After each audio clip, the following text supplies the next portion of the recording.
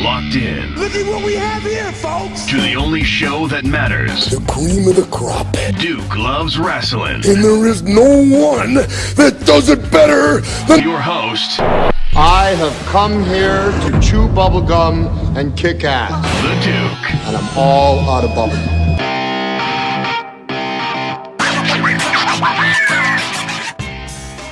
Well, well, well. Happy Thanksgiving week to everybody. This is Iron Mike Pelosi. And you may notice it's a little bit different today because usually the Duke chimes in with some inane comment to start the show, but the Duke's not here. I'm all alone in our secret location because the Duke decided he was going to take a couple of days off for the holiday. He forgot he gave me his phone number, though, so I'm going to get him on the line here. Hang on one second. Hey, Duke, you there? It's time. It's time. It's Vader time. I can't believe you answer your telephone with horrible wrestling impressions. Listen, come on. If that's not the greatest Big Van Vader impersonation you've ever heard in your life, then I don't know what is. I think that you might get beat up by Big Van Vader for that impression. Oh, my goodness. Hey, folks, welcome back to Duke Loves Rasslin. You know, how are you giving everybody the welcome back? I'm the one here that's kicking the show into gear. You're traveling to God knows where, and luckily I had a phone number for you. Listen, Boston Bad Boy, the Duke is always ready to go, Jack. That's the main idea here, okay? No matter what's going on. Yeah. So I decided we put together a little bit of a show, but an abridged version, I think, for the people. Yeah. This is a special Thanksgiving Eve edition of the Duke Loves Rasslin show, so why not? Let's do something fun. Now, listen, let me ask you a question, Boston. Yeah. You know, people are hitting the road. I mean, just lunatics out there. It's like they forget how to drive during the holidays. I don't know what's going on. But, you know, when you're in the car, yeah, you got to have some tunes, man. Yeah. What are you listening to in your ride right now? Well, look, everybody knows that the Duke is a huge music fan. I mean, everything from Boot Camp Click to the new Tribe Called Quest album, Jay-Z. But, hey, I'll go with Andrea Bocelli and Jose Carreras. But the number one thing that the Duke loves to play, and I know it drives you nuts, country. Oh, my God. All right? You should talk to my girlfriend. Hey, listen, I'm talking about, are you ready for this? Yeah. Chris Stapleton. I'm talking about Travis Tritt. Where would we be? All right, my question is, you're a smart guy, but how many songs about pickup trucks, tight blue jeans, back roads, warm beer, hoods of cars? How much? It's all the same. It's never enough, okay? Oh, when it comes to country music, it's never enough, Jack. Country music died with Elvis Presley. I'm gonna stick with that. So listen, it's Thanksgiving in America. You know, we have fans from all over the world. Right. Shout out to our friends in England and Brazil, Thailand, the whole nine yards. But what are you thankful for, Boston Bad Boy? Oh, boy, just, another year of hanging out with you. No, I guess thankful for the normal stuff, the family and the friends. I have to keep my tough persona up here. I'm thankful for having control of this microphone so that certain people in our audience can't mouth me and I can mouth them back. You understand? That's what I'm thankful for. Oh, boy, I knew you were going to pull something like that. Give me a break. Listen, I'm thankful for, aside from my family and good friends, my bodyguard, even you, my illustrious co-host and producer. But most importantly, I'm thankful to all of you listeners out there from all over the world. Keep spreading the love. You keep sending messages to Twitter and Facebook at Duke Loves Rasslin. You listen to the show on YouTube and iTunes. We really appreciate you. So I'm thankful for all of you. That's right. Well, that was good. I like that. That was genuine. I have a hard time being genuine. Yeah, that's your problem. That's my worst. That's the worst part about Thanksgiving for me, like with the family, was everybody, let's go around the table and talk what we're thankful for. And it's like, I get the sentiment, but it just puts you on the spot, and you always end up saying something so stupid, and your great aunt Doris, she just gives you this look like, oh, these kids, you just can't, you can never get away from it. Let me tell a quick behind-the-scenes story, folks. I was at a special gathering at the Boston Bad Boys mansion. I mean, this guy lives like a king. He's over there. Yeah, that's right. It was an A-listers only party. A-list only party. We had everything from award-winning educators to professors. We had the whole marketing people, analytics people. We had everybody in this joint. Yeah. But let me tell you something. Somebody was trying to tell a story.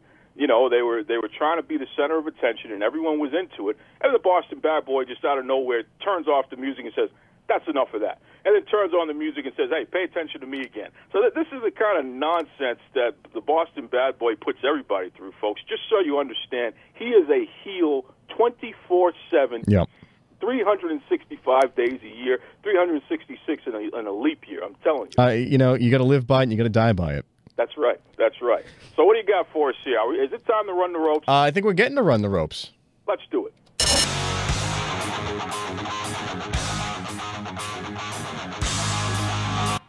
Folks, on this very special holiday edition of Duke Loves Rasslin, it is time to run the ropes.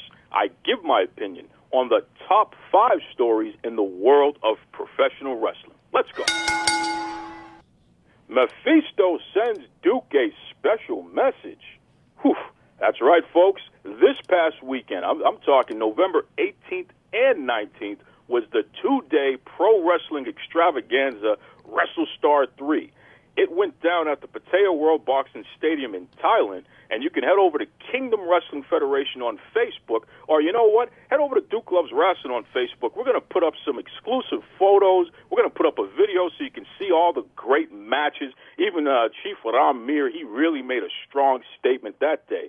But the big news is Mephisto, a.k.a. the Russian Spider Queen, she left a detailed message about her domination of Tyra. Folks, you got to check this out. Listen to this. WrestleStar 3, it was fun. It's a good experience. There were too many good wrestlers from about 12 countries. I was in a battle royal and in an intergender tag team match. Both me and Tyra now have 1 victory and 1 lose.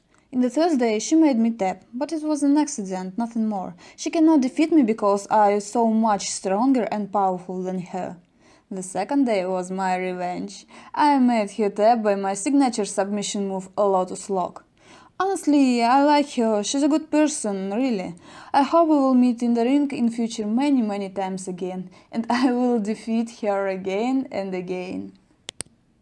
Do you understand? Do you understand how sadistic and how dangerous? She sent me a message all the way from Russia just to let me know that she slapped that Lotus Lock submission hold on Tyra and made her tap. Did you hear that, Boston? That was unbelievable. I've never heard anything. I've never heard anything like that. A promo on a voicemail. And here's the worst part. I actually asked her. I said, "Hey, what do you think of Lana?" And she says, "Well, Lana."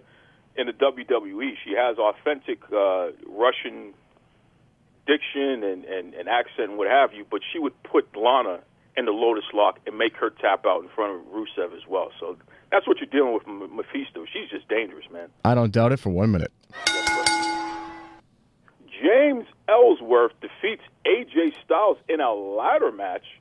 That's right, folks. According to WWE.com, and as seen on SmackDown Live, that no good punk, James Ellsworth, received assistance from that other no good punk, Dean Ambrose, which resulted in a victory over the greatest wrestler on the planet, AJ Styles, in a ladder match. Now get this.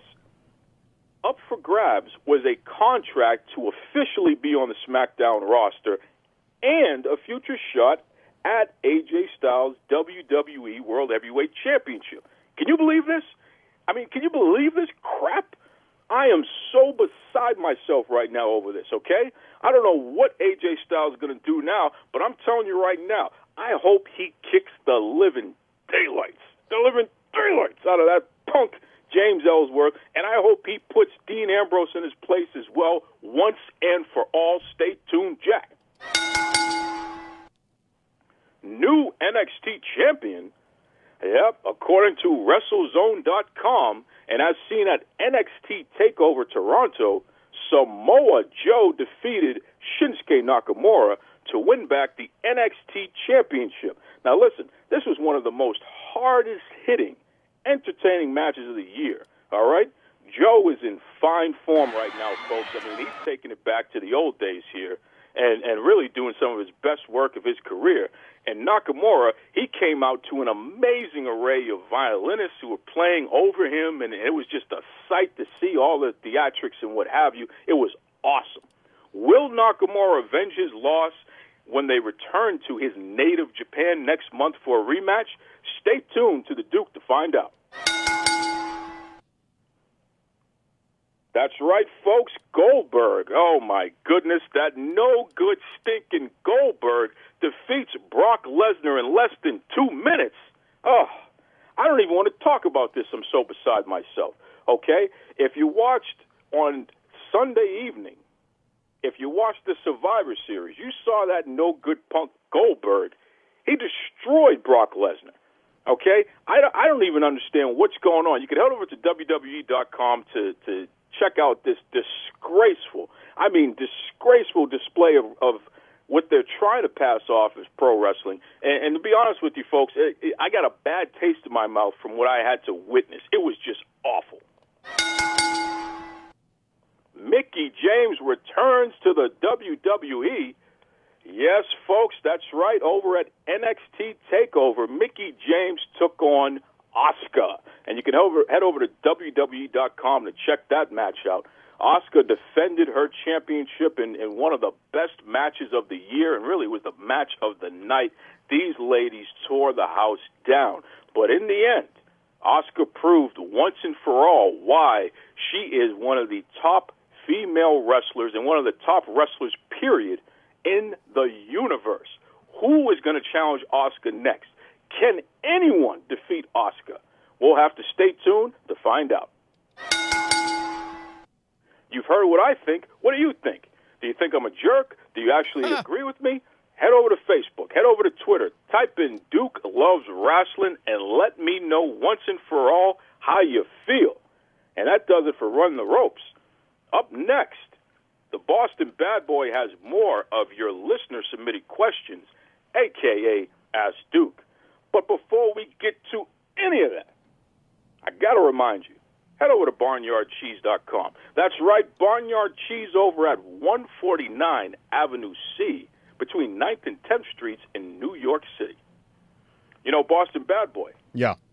Last week, I was trying to do my Italian accent as best as I could, and you really didn't give me high marks. No. I don't know that I got it right either. I don't have anybody. You know, I do have somebody who that is from Italy that I know. I should run this by him and see if I can get at some point get an actual pronunciation. I'm going to stick with my pronunciation because I'm the Duke. All right. Okay. The Sapore del Piave. Yeah, okay? There you go. I think that's close enough. That's right, and that's a delicious cheese, okay? But this week, we're celebrating Thanksgiving here in America, so we got to talk about the Triple-Decker Turkey Club. Oh, man. You got to check out these ingredients. All right, go ahead. Smoked turkey. Thick cut bacon. Yeah, you got to have that. Buttery smooth avocado. Mm-hmm. Crunchy greens. Yep. Fresh tomato. And we top it off with a little bit of light mayo. Mm-hmm. And get this, 3 slices of sourdough. That's unbelievable. You know, I'm not a huge mayo fan, so I would have them substitute a little spicy mustard on there. So you get the smoky and spicy. Now you're talking my language, Jack. And listen, they put that sourdough in there. I know how much you love that sourdough. You got to love the sourdough. See? So, hey, stop depriving yourself of deliciousness. Visit barnyardcheese.com for more info. Enjoy. This is Dusty Wolf, and I invite all you wrestling fans to join me over here on Duke Loves Rasslin. All right, what do we got today for Ask Duke here, Boston Bad Boy? Well, I got to tell you, we got a few things, but you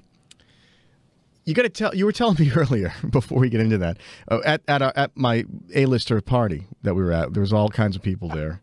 Well, listen, I made it A+. I made that party A+. All right, take it easy. You walk in with your bodyguard like you own the place. First of all, that's right.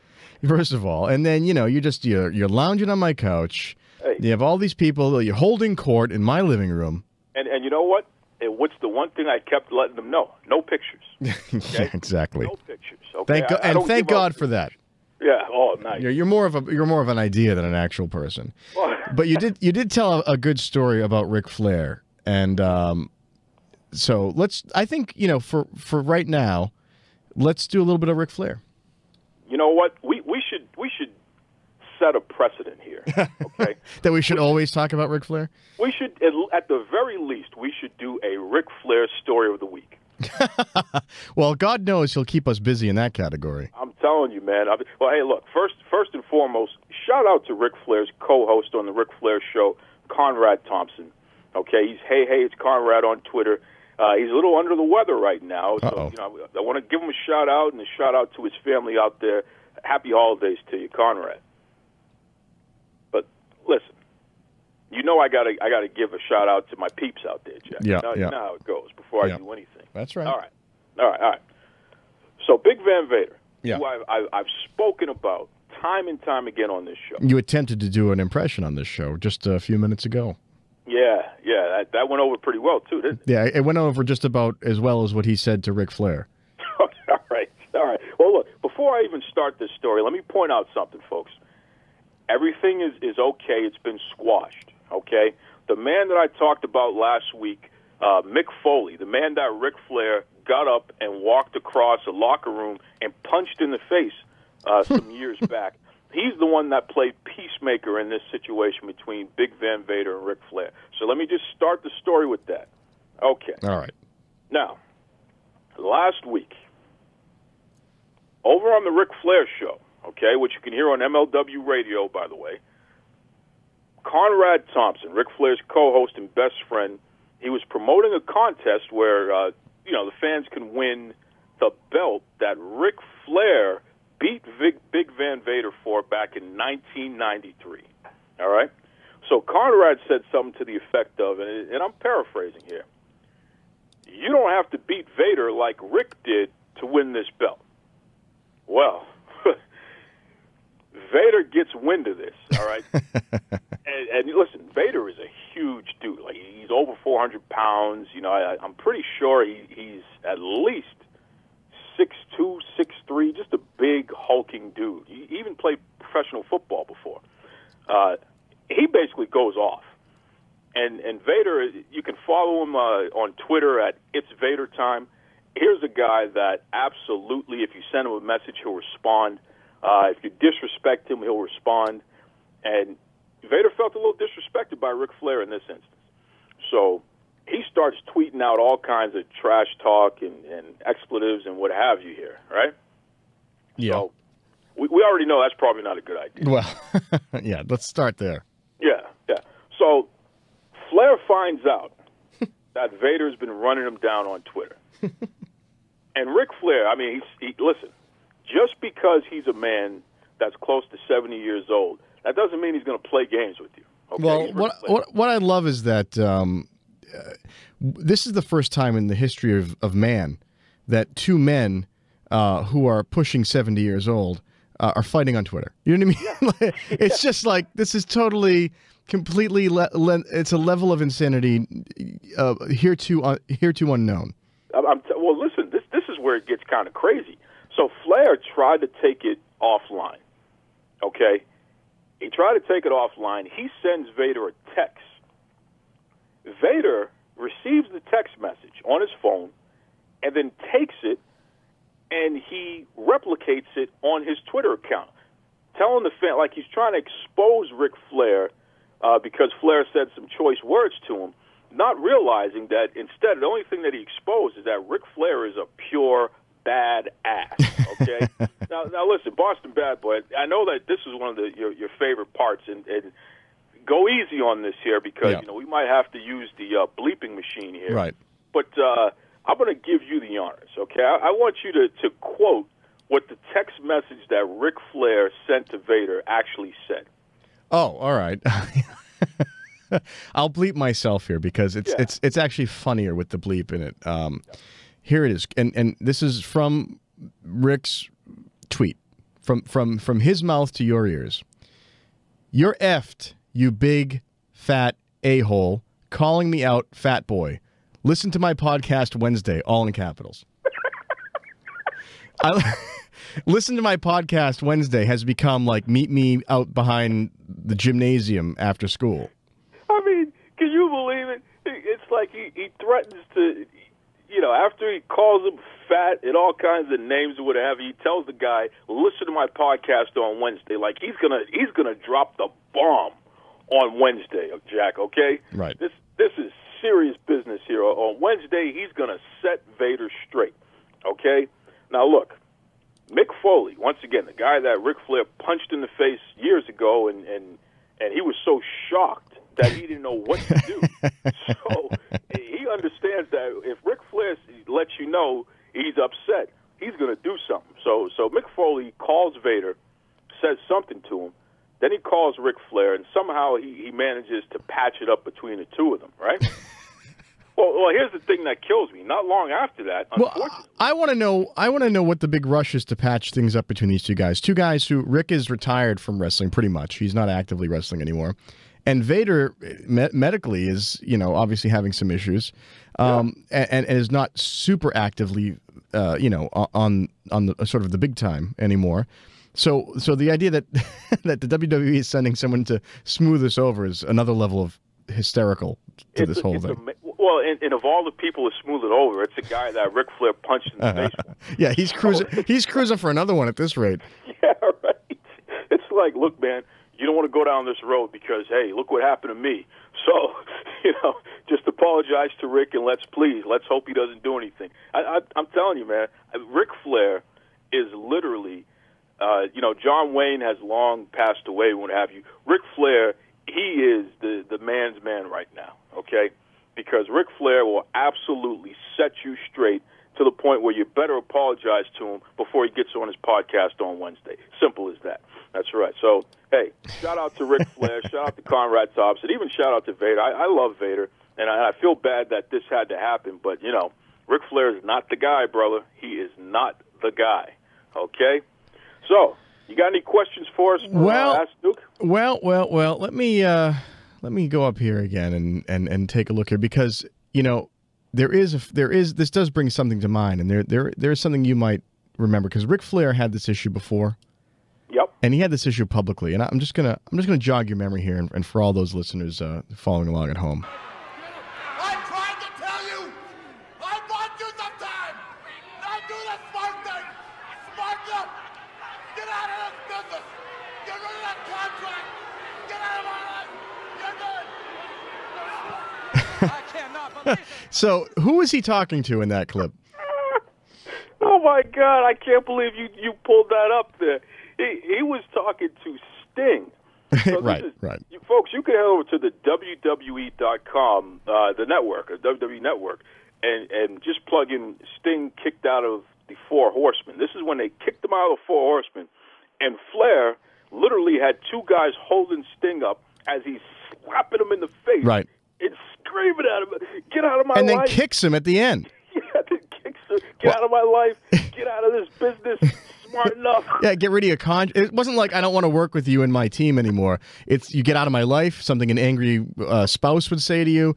Get out of my life, get out of my face, get rid of your contract, get out of the business. It's not even just get away from, get out of the whole business. Yeah, so when you think back to that text message that he sent, and then you listen to that, it's clear that the guy who wrestled is the same exact guy in life. Like there's no. Oh yeah, no, there's not much. Yeah, there's not much difference. I think that he probably doesn't go around punching people in the face that he doesn't know. I'm sure but if he's got your number, I think that you better watch out. That's because right. There's like different levels of right. There's like unconsciousness, consciousness, like Zen state.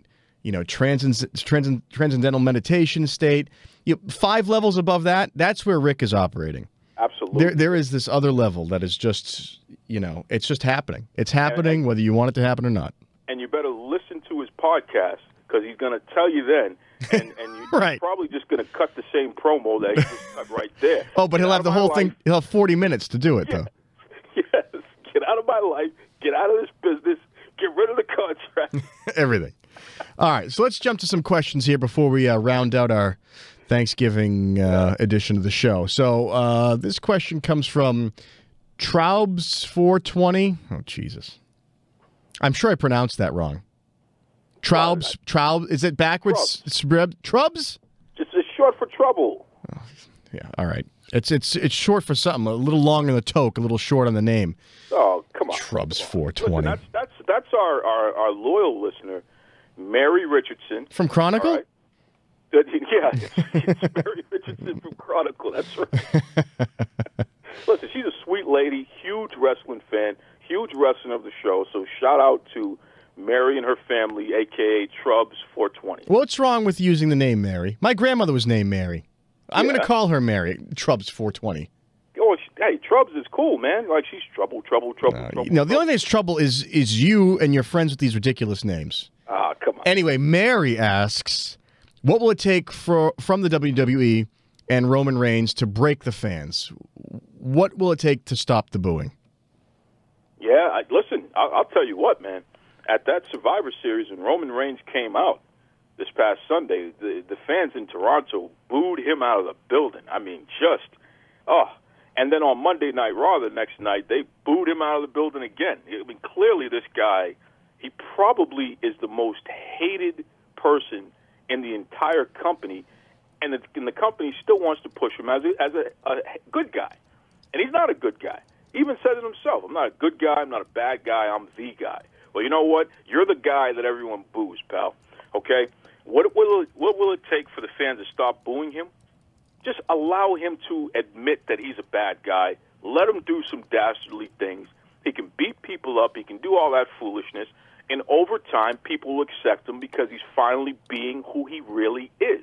Because Roman Reigns is not a babyface. I'm going to tell you right now. Okay? He's the guy that everyone loves to hate. So just allow him to be that and stop trying to go against the grain. Please, WWE. Sorry, it's Vince's world. We're all just living in it.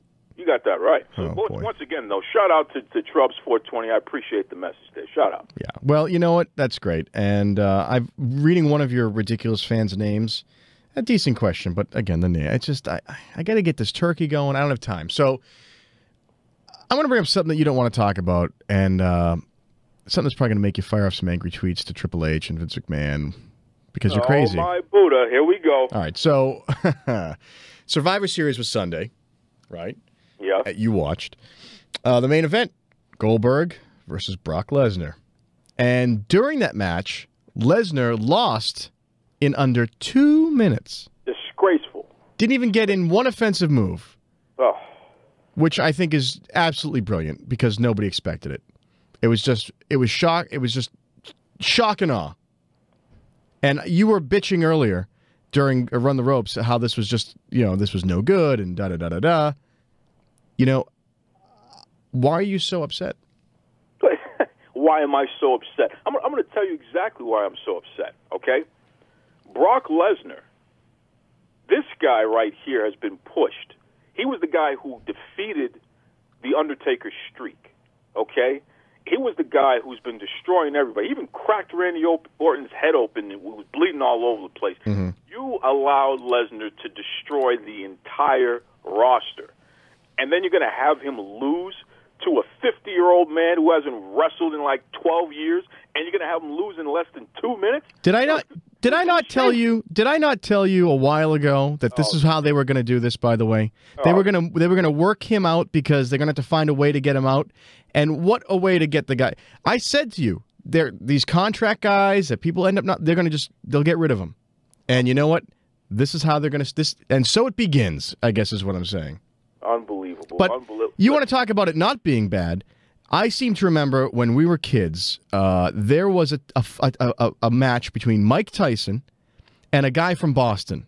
I forget the guy's name. Hurricane Peter McNeil. Thank you very much. This fight. Come on. And did that guy? And I remember family members buying the pay-per-view and everyone like having a party to watch this fight because it was a local guy against Tyson. And what happened? Tyson completely destroyed the guy in like 28 seconds. Yeah, literally. I don't even think it was a minute. You're absolutely right. It was, and I remember everybody's face, look like what? And Mike Tyson's a legend because of insane things like that. I mean, also insane things he does, but... For a second. You know what the worst part about that fight was? And I remember that fight. The worst part about that fight was right after Tyson knocked him out, and when they finally revived McNeely, he gets up, and he's hugging Tyson, and they got the microphones in their face so you can hear what they're saying to each other. And McNeely says to him, you're a good kid. You're a good guy. I grew up watching you as a kid. Now, there's only one problem here. Hurricane Peter McNeely is actually older than Mike Tyson. Yeah. I mean, he knocked him out so cold. He didn't know what he was talking about. Yeah, he just had like the birds chirping around his head, like in the cartoons. Exactly. So, and I think that's a good analogy to what we saw at Survivor Series. You cannot have a guy who hasn't laced up the boots in at least 12 years, and the guy who literally is going to get his AARP card soon. You can't have him jump into the ring, destroy like the biggest monster probably in the history of your company in less than 2 minutes. All right. I don't care that Goldberg won. What I care about is the fact that Lesnar didn't even get an offensive move in. You know what this really highlights that you were arguing the opposite against was when CM Punk got his ass handed to him in the UFC. Oh God. And it was you had to agree, and even though you didn't want to, that the reason he lost is because it's a whole different set of skills. Guess what just happened? What just happened? Guess what Goldberg just brought to this fight with Lesnar? A whole new set of skills. The biggest skill, Vince McMahon wanted it to happen. Oh, thank you. That's it. That's all you need to know. You're just because it's a conspiracy. Okay. Oh, there it goes, folks. He said the conspiracy word. There it goes. And you know what though? I'm going to stop calling. I've been right so many times. The things I say, you know what? No longer conspiracies because it's happening. So they're going to start phasing Lesnar out of the WWE, and the first tipping point is he gets his ass handed to him by an old school wrestler. That's it. If I was there right now, I would pull the plug, okay? Because I'm just fed up with you right now. You know what? I'm going to do you a favor. Yeah. Thanks. Listen, thanks for tuning in this week, folks, to Duke Loves Rasslin. You can head over to Twitter and on Facebook. Just type in Duke Loves Rasslin. Also, remember, we're on YouTube. Every episode is archived over there. Shout out to our man, Babam. In fact, I think I'm going to be going on his show that you should play this podcast soon as well. And who knows? We might have to get rid of the Boston Bad Boy if he keeps going down. Yeah, you know what? Don't do me any favors, all right? And I got to tell you that the cranberry sauce in the can is much better than the cranberry sauce that is in the...